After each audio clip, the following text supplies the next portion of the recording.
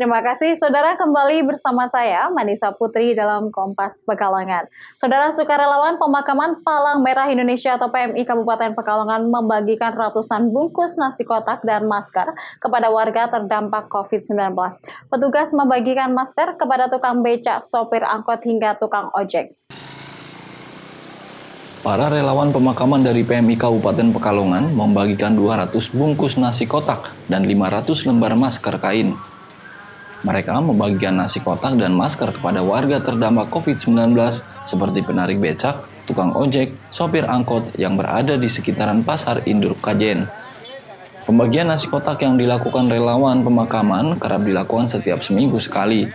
Kegiatan ini dilakukan sembari mensosialisasikan protokol kesehatan kepada warga agar terhindar dari penyebaran virus corona.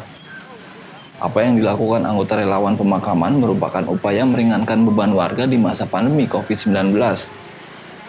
Gigi Sarwoedi selaku koordinator relawan pemakaman PMI mengaku setiap pekan para anggota menyisihkan uang saku untuk membantu sesama. Sembari sosialisasi pentingnya menjaga protokol kesehatan agar warga terhindar dari virus corona. Karena di Kabupaten Pekalongan sehari lebih dari 5 orang meninggal dunia sejak pertengahan bulan Juli hingga awal Juli. Membagikan nasi kotak sama masker kepada pengguna jalan dan orang-orang yang kurang mampu di daerah Pasar Kajen. Sasaran kita adalah tukang becak, tukang parkir, ojek, sama kuli bongkok.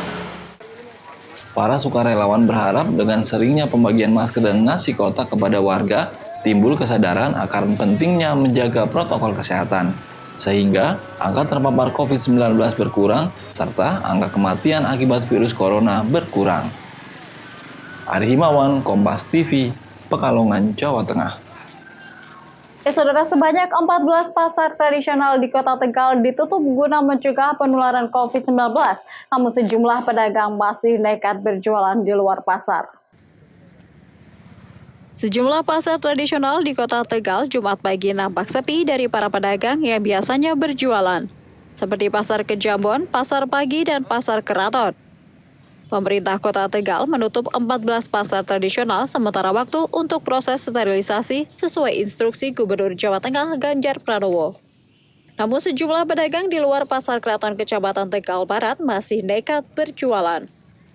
Mereka mengaku bersalah karena banyak permintaan dari sejumlah ibu rumah tangga. Apalagi kondisi ekonomi yang sulit memaksa para pedagang tetap mencari nafkah. Ya tahu sendirilah ekonomi Pak. Ya. Sulit pelanggan itu sebenarnya ya nanti diantar ya. Insya Allah kalau ada yang nggak ada ya saya nggak ambil. Jadi tetap jualan ya. Ya. Wakil Wali Kota Tegal Muhammad Jumadi yang melakukan pemantauan penutupan pasar mengatakan, kasus COVID-19 yang melonjak di Kota Tegal perlu mendapat penanganan serius dan dukungan seluruh masyarakat, sehingga pelaksanaan PPKM darurat bisa optimal dan mencegah penularan COVID-19. Pemerintah Kota Tegal akan mencoba untuk mensterilisasi semua pasar. Pasar kita akan disinfektan. Tadi saya memantau dari beberapa pasar, semuanya sudah tutup.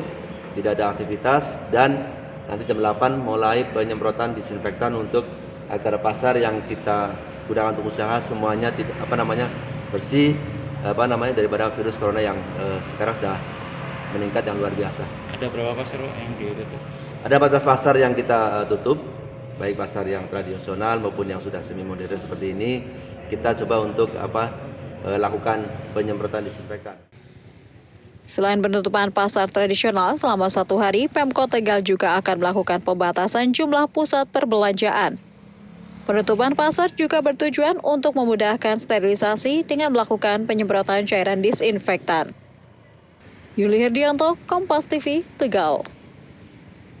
Ya, Saudara, mencegah penularan penyebaran COVID-19, Polres Pemalang memberlakukan jam malam. Polisi, TNI, serta tim Satgas COVID-19 terus memantau setiap malam untuk mengetahui kepatuhan warga.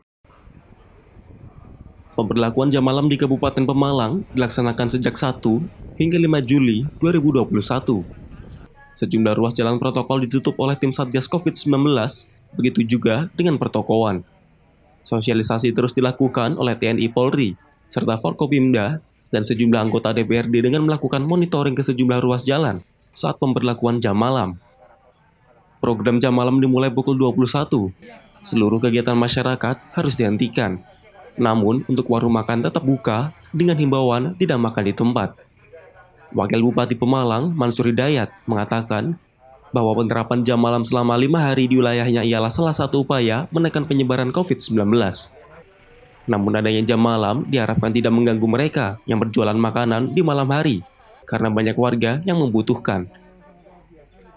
Tidak usah keluar, kalau makan ya makan di rumah saja, atau mau beli makan, beli saja habis pulang. Karena kita ya belinya sebelum jam 8 lah.